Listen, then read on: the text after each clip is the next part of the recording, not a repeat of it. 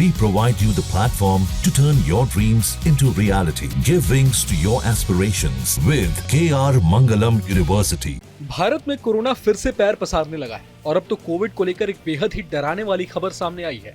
चीन, हांगकांग और सिंगापुर में केस बढ़ने के बाद अब भारत के कई राज्यों में संक्रमण के मामले और मौतों में इजाफा देखने को मिल रहा है।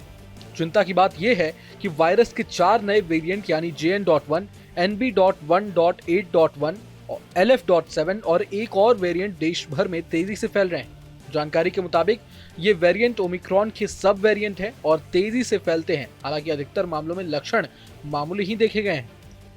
महाराष्ट्र के स्वास्थ्य विभाग ने बताया कि सिर्फ 29 मई को राज्य में कोविड-19 के 76 नए मामले सामने आए। बताया गया कि 1 जनवरी से अब तक राज्य में कुल 597 मामले सामने आए हैं। वहीं वर्तमान में कोविड के 425 सक्रिय मरीज हैं, जबकि 165 मरीज ठीक हो चुके हैं। साथ ही बताया गया कि जनवरी से अब तक 7 मरीजों की मौत हो चुकी है, जिनमें से 6 अन्य बीमारियों से पीड़ित थे। नए मामलों में से 27 मुंबई में, 21 पुणे में, 12 ठाणे नगर निगम क्षेत्र में, 8 कल्याण नगर निगम में, 4 नवी मुंबई में, 1 कोल्हापुर नगर निगम में, 1 अहिल्यानगर नगर निगम में और 2 रायगढ़ जिले में पाए गए। विभाग ने बताया कि जनवरी 2025 से अब तक मुंबई में कुल 379 मरीज सामने आए हैं। 29 मई को राजस्थान में कम से कम 15 नए कोविड मामले सामने आए हैं, जिनमें जयपुर में सबसे ज्यादा 9 मामले दर्ज किए गए हैं। जोधपुर में 2 मामले सामने आए, जबकि उदयपुर में 4 मामले सामने आए हैं।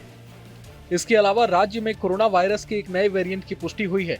पुणे में नेशनल इंस्टीट्यूट ऑफ वायरोलॉजी को भेजे गए 4 मरीजों के नमूनों में XFG और LF.7.9 वेरिएंट के 2 मामले सामने आए हैं।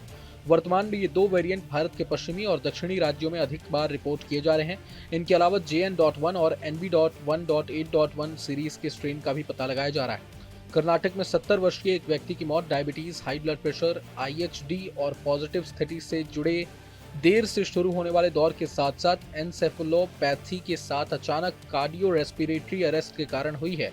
अधिकारियों ने बताया कि 28 मई को सेक्टर 32 स्थित सरकारी मेडिकल कॉलेज और अस्पताल में कोविड-19 वायरस के कारण 40 वर्षीय एक मरीज की मौत हो गई। आपको बता दें कि वर्तमान में भारत में लगभग 1252 सक्रिय मामले हैं और अब तक कम से कम 13 मौतें हुई हैं।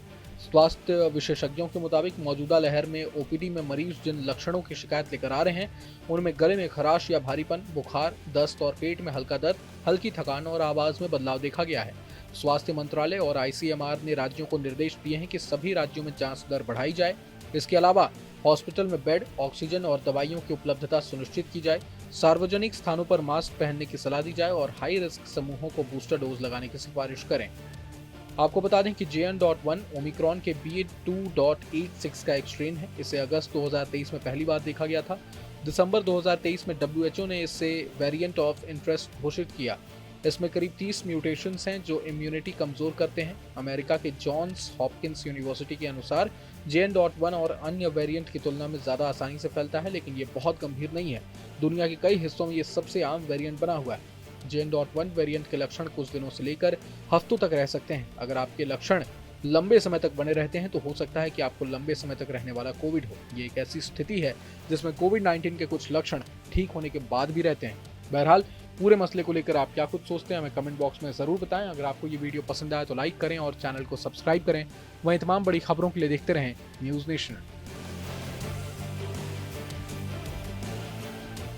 जहां भक्ति है हर शब्द में, कथाओं में छुपे हैं दिव्य रहस्य और ज्योतिष देता है जीवन को दिशा। धर्म से जुड़ी हर बातों को जानने के लिए हमारे चैनल स्तुति को सब्सक्राइब करें।